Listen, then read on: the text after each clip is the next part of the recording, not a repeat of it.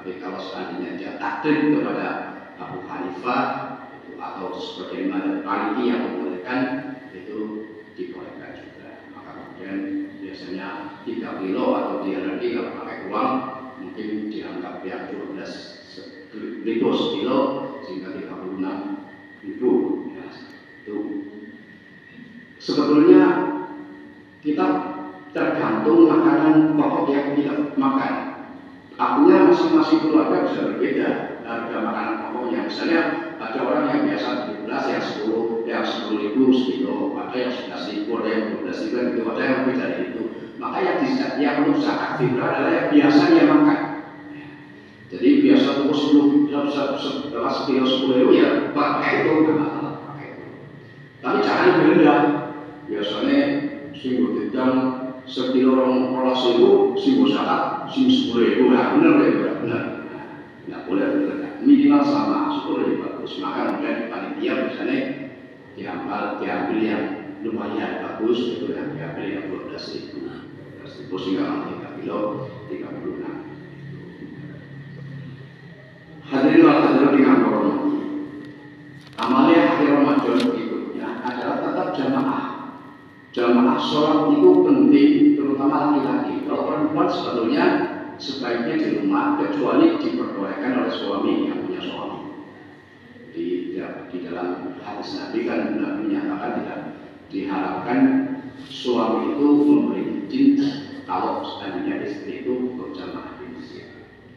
Nah, jamaah di masjid itu kapanpun melalui hadis dikatakan man sholat isya fi jama'atin faka'anna maqama niswallahi. Barang siapa yang sholat isya berjamaah maka seperti sholat sunnah separuh malam.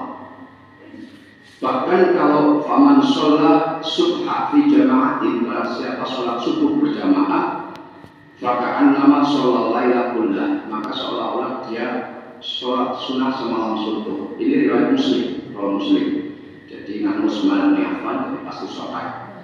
Jadi berarti sekalipun kita sudah menyelesaikan Ramadan yang di situ ada Lailatul Qadar, kita sedang jamaah, maka di Ramadan pun kita tetap sedang jamaah karena mobil khususnya malam yang sering kumpul maghrib isya subuh dan pernyataan Kanjeng Nabi ketika kita bisa sholat jamaah isya maka seolah-olah seperti sholat sunnah setengah malam. Bahkan kalau sholat subuh seolah-olah sholat sunnah semalam suntuk. Dan kita belum pernah sholat sunnah setengah malam yang belum pernah. Sholat tarawih kan cuma 20 rakaat tambah 3 witir kan paling-paling sejam lebih, orang ada setengah malam. Itu susah banget kan.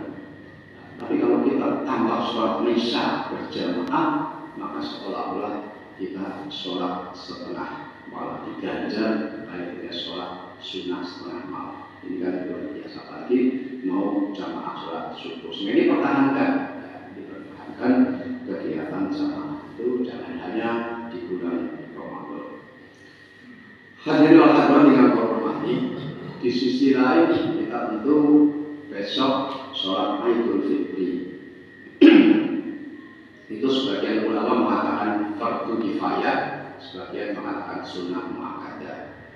Fardu kifayah artinya harus dari kampung itu ada yang melaksanakan sholat Id, kalau tidak dosa semuanya, kayak dari orang kubur mayat. Tapi kalau sunnah muakkadah masing-masing orang tetap kena hukum sunnah muakkadah di bawah wajib. Kemudian di mana sholat itu memang kesenangan orang yang sholatnya masjid, kesenangan orang Muhammadiyah sholatnya lapangan sebenarnya memang kebiasaan. Walaupun sesungguhnya taknya Imam Syafi'i dalam kitab Al-Qum dikatakan annahu idza kana masjidul baladi wasi'an sallu fihi wala yarujun. Apabila masjid itu cukup, di kampung itu cukup, maka mereka supaya sholat Id itu di masjid itu tidak perlu keluar menuju lapangan. Wa idza hasala dzalika fal masjidu afdal, ya. Kalau hasil begitu maka sholat di masjid itu lebih utama. Sehingga kesimpulannya ketika masjidnya mampu menampung jamaah dan juga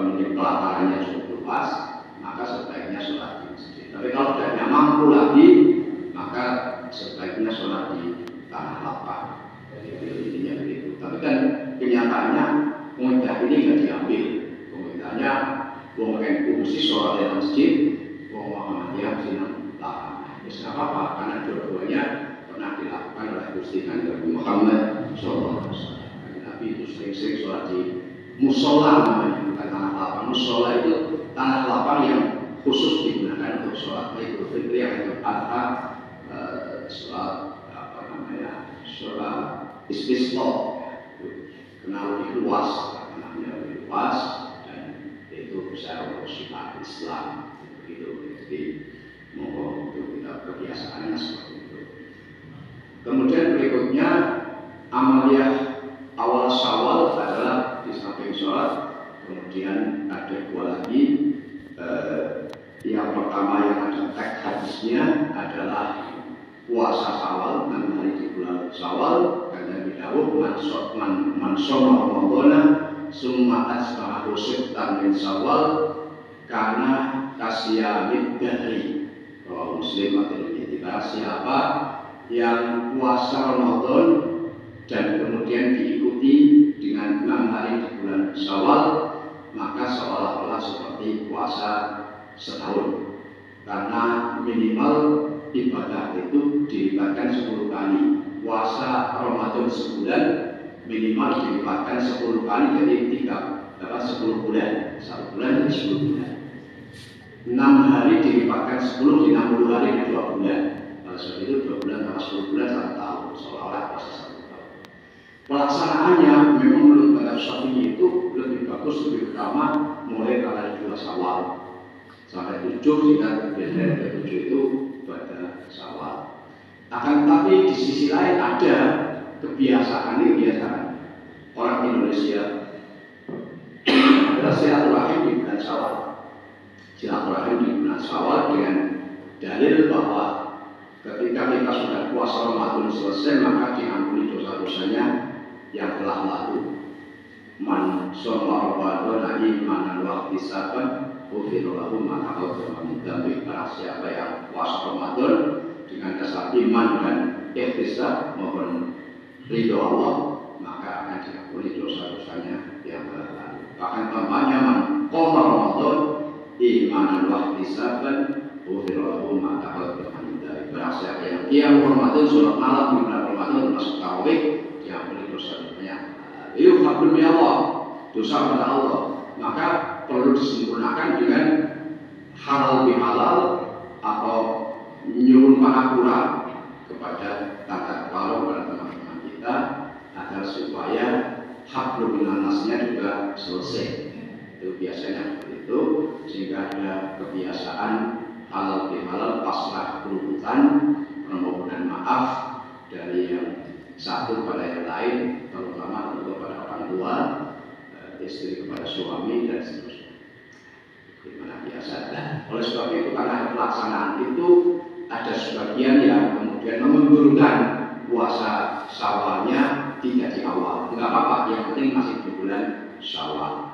6 hari itu tidak harus urut dan tidak harus setelah 1 Syawal. Jadi karena tadi sebetulnya baiknya mencari dua, sing biasa dimulai terus akan dua boleh silakan. Tapi yang biasa nanti karena tadi karena permasalahan silaturahim, sementara nyuguh tamu juga sunnah, maka mengambil mandan akhir tidak masalah.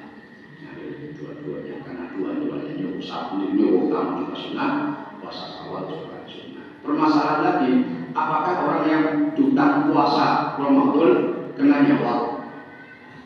Padahal hadisnya man shoma Ramadan summa bangun sekali Syawal. Berarti apa Ramadan ini Ramadan selesai, baru kemudian puasanya awal. Maka sebagian ulama menyatakan kalau misalnya kita punya utang di bulan Ramadan, telung dina, patang dina, 6 dina, misalnya buat haid, maka nyawa dulu 6 dina itu baru boleh nyawal. Karena barang siapa puasa Ramadan dia selesai, baru diikuti 6 hari. Ada juga yang mengatakan boleh juga nyawal dulu karena utang itu bisa disauli tidak harus bulan Syawal, kapan-kapan bisa. Jadi menuju nyawal disip. Ada yang mengatakan. Bahkan ada yang paling murah yaitu nyaur kalau nyawa. Jadi niatnya ya nyaur, tapi sekalian nyawa ini medit. Jadi kalau saya medit, boleh walaupun boleh, tapi tidak sesuai dengan keutamaannya. Itu tidak sama keutamaannya. Walaupun ada yang bolehkan, tapi keutamaannya berbeda. Jadi kalau saya lebih baik, kalau memungkinkan nyaur dulu baru yang awal. Tapi kalau tidak memungkinkan, misalnya nyaur dulu baru nyaur nanti juga tidak masalah. Ini seperti itu, dan kemudian tentu kita sesamping silaturahim begitu. Satu Syawal itu untuk kepentingan sedekah, memperbanyak sedekah di bulan Syawal. Nah, mengenai takbiran tadi bisa saja dilaksanakan di masjid, di musola, tapi juga tidak harus seperti itu. Dengan di rumah takbiran tidak masalah, ibu sambil masak takbiran tidak masalah. Jadi intinya wali itu takbirullah, supaya takbiran bisa jamaah, bisa sendiri-sendiri. Bermanfaatnya, dan mudah-mudahan ibadah kita dengan beberapa jam ini, puasa kita diterima oleh Allah Subhanahu wa Ta'ala. Ibadah kita selama Ramadan diterima oleh Allah Subhanahu wa Ta'ala. Bisa